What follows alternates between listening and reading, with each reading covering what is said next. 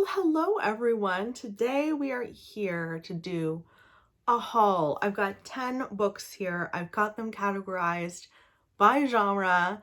I thought we could hop into mystery thriller first. The first book I want to share with you has been all over Booktube. It is The Appeal by Janice Hallett. Now this just came out in Canada and the US, I think at the end of January, but it's been out in the UK for a while and it has appeared on a lot of people's favorite books of 2021.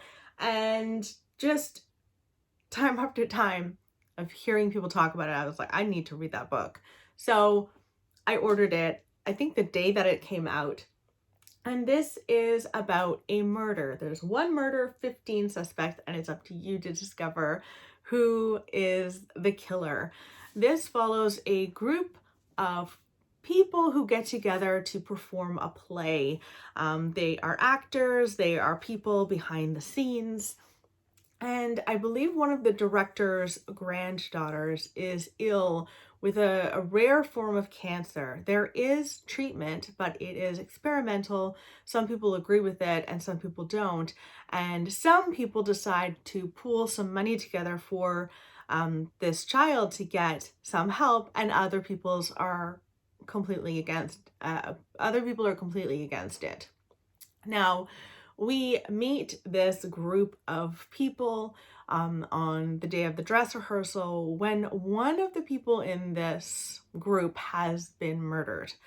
They are dead, very, very dead, and very soon after, an arrest is made. And in this book, we follow two lawyers going through all of the evidence. They are going through all sorts of text messages and letters and what have you, and they believe that the killer is still out there and is hiding in plain sight. And so you are kind of going alongside the lawyers trying to discover who killed who. It kind of sounds like House of Correction by Nikki French. In that you're going through evidence and stuff, but you're following the main character who is representing herself. So probably quite different, but it just gave me those vibes, and I've heard very good things about this. So very excited. Oh, you guys have been asking me to read the first line and I keep forgetting, and I apologize. So the first line, is a letter. It says, "Dear both, as discussed, it is best you know nothing before you read the enclosed." Ooh, that sounds really good. Not 5 stars, but still very, very good. Next is one of Peter Swanson's latest books. This is Every Vow You Break. And this follows a woman who is about to get married, and very soon before the actual wedding itself, she has a bachelorette party and she ends up cheating on her soon-to-be husband, who is also a millionaire and a really great guy. Now, she marries him anyway. She is in love with this guy. She doesn't tell him about the affair that she had. And they go away on their honeymoon. And the guy that she had an affair with shows up. And not only does he show up, but strange things start happening. And she thinks her life is about to go to a very dark place. So that sounds like a lot of fun to me. I do enjoy Peter Swanson's writing. So let's read the first line. Chapter 1. She first spotted him at Bobby's coffee shop on 22nd Street. Like, really not a 5-star first line. Next up is Hostage by Claire McIntosh. Now, I've definitely heard mixed things about this book. This follows a flight attendant who is in the middle of a flight, a nonstop flight from London to Sydney, and she receives a note from someone on board, and the note says, "The following instructions will save your daughter's life." So essentially what she learns is she has to decide whether she is going to save her daughter's life or let all of the people on the plane die. Everyone on board is meant to die. The person who sent this note doesn't want people to live on the plane. So that would be a horrible predicament to be in, I can only imagine. I would definitely not read this while on a plane or about to take a flight. There is no way in heck that I would do that. So let's read the first line. Okay, the first line is, operator, what's your emergency? So not a 5-star first line for me. So next we're moving into some literary fiction, I think more contemporary, but it could be wrong about this first one because it seems like literary fiction meets historical fiction. I could be wrong. I just don't know the timeline for this. This is The Patron Saint of Liars by Ann Patchett. I adore Ann Patchett's writing so much. This follows Rose Clinton. She is pregnant and she is unwed. And so she ends up going to St. Elizabeth's, a home for unwed mothers in Habit, Kentucky. And usually the women who go there don't stay very long. They have their children, and those children, I believe, are put up for adoption. But Rose stays. And she stays and decides to, I believe, have a relationship with her child, and also ends up having relationships with all of the unwed pregnant women and girls who come through this space. And it sounds really, really good. So let's read the first line. 2 o'clock in the morning, a Thursday morning, the first bit of water broke through the ground of George Clatterback's back pasture in Habit, Kentucky, and not a living soul saw it.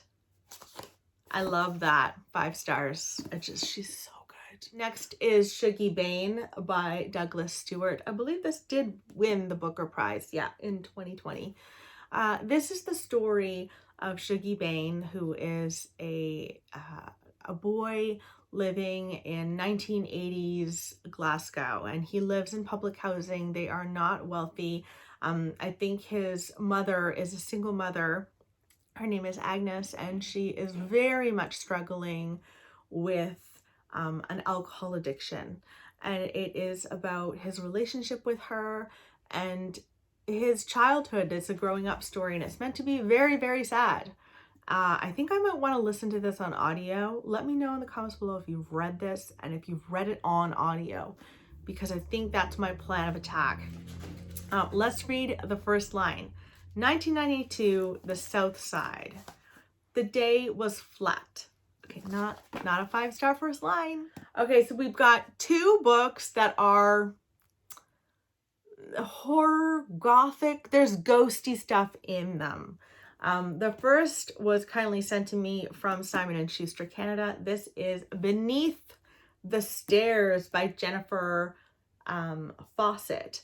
And she is supposed to be like an up-and-coming gothic writer, similar to Simone St. James. So that kind of explanation makes me very, very excited. And that kind of buzz makes me really want to dive into this sooner than later.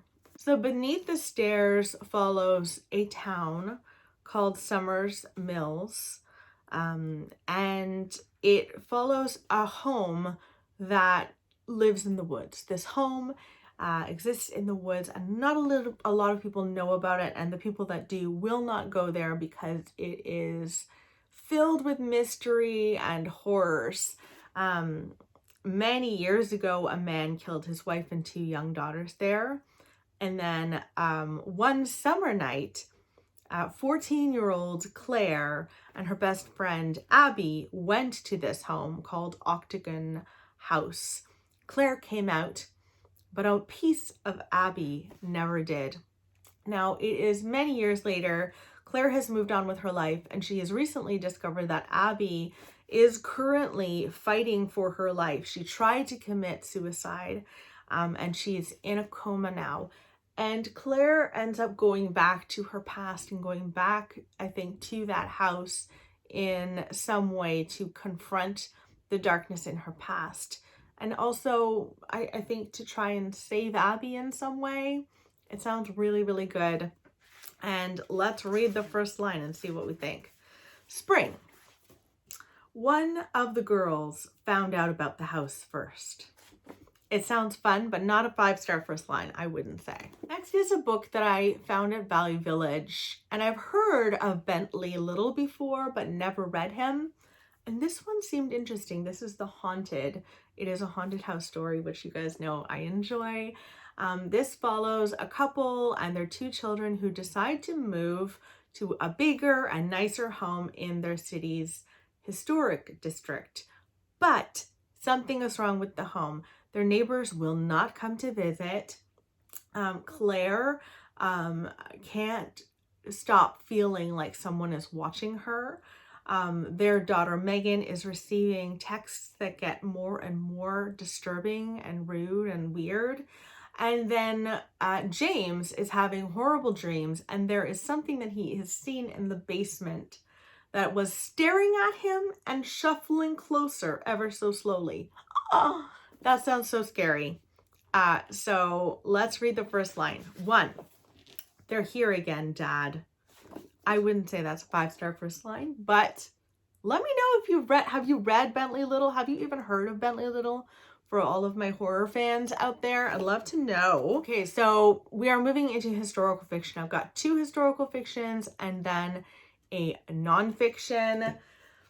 Now this book I found out about from Simon of Savage Reads. This is The Warlow Experiment by Alex Nathan, and it sounds so strange. This follows a scientist who is like, I think he studies psychology, and he wants to make a mark on the scientific community, and he decides to do that by hiring someone to stay in complete isolation for 7 years. Listen to this. For 7 years, the subject will inhabit 3 rooms in the basement of his manor house, fitted out with books, paintings, rugs, and even a chamber organ. Meals will arrive thrice daily via a dumbwaiter. The solitude will be totally unrelieved by any social contact whatsoever. The subject will keep a diary of his daily thoughts and actions. The pay, £50 per year for life. And so we follow a man named John Warlow who decides to take the job. Wouldn't that drive you to insanity? Maybe that's the idea. I think it sounds so fascinating. So let's read the first line. This book is upside down, so don't mind me. Let's read the first line. Down and down. Oh, it sounds so creepy. I don't know if that's a 5-star first line, but maybe it is. It's like 4. It's 4, right? It's 4. Next is a book that needs no introduction on my channel. If you have gone to watch my favorite books of 2021, this was my favorite, The Other Bennett Sister, and I didn't own it. This is a retelling and a continuation of Pride and Prejudice, essentially. And in this book, we follow Mary from Pride and Prejudice. She was a sister who was very, very serious, and in that book, at least, everyone found her to be quite annoying and silly in the way that she was so serious. And this follows her story, and I fell completely in love with Mary. Now, there is a bit of romance in here, and I was all for it because it was Pride and Prejudice related. I just feel like this book felt like Jane Austen came back from the dead and continued writing the story of Pride and Prejudice from Mary's perspective. It really felt like it was her. I will read anything that Janice Hadlow has written. She has written a couple of other books. I think they are nonfiction though, but yeah. And let's read the first line. Even though I've read this book, it doesn't matter. I just needed to have this book on my shelves. Okay. It is a sad fact of life that if a young woman is unlucky enough to come into the world without expectations, she had better do all she can to ensure she is born beautiful. I will definitely reread this. It was unbelievable. So, so good. The last book is a nonfiction book called The Forever Dog. Surprising new science to help your canine companion live longer live younger, healthier, and longer.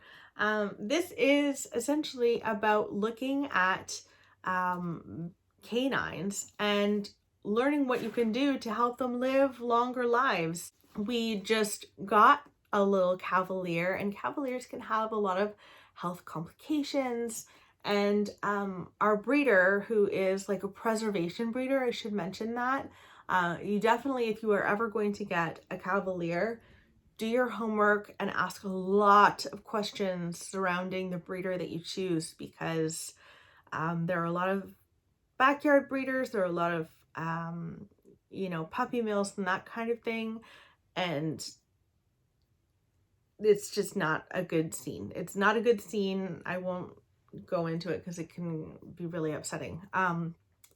But the breeder that we went with is a preservation breeder, and she genuinely cares so much about keeping the breed as healthy as possible, and also keeping the dogs as healthy as possible. So she recommended this. I absolutely have to read this sooner than later, and then I'm gonna pass it on to my mom, who also recently got a Cavalier. Very exciting. Yeah, so I'm going to pick that up. Let me read the first line for you. Although sometimes I find with nonfiction, it's not usually incredible first lines. Dr. Curtis Welch was worried. So yeah, not a 5-star first line. But those are the books that I have picked up as of late. Let me know, have you gone shopping for books recently? Do you have anything that is pre-ordered, that is coming in soon, that you're excited about? I'd love to know, and I hope you guys are doing really well. Talk with you soon. Bye!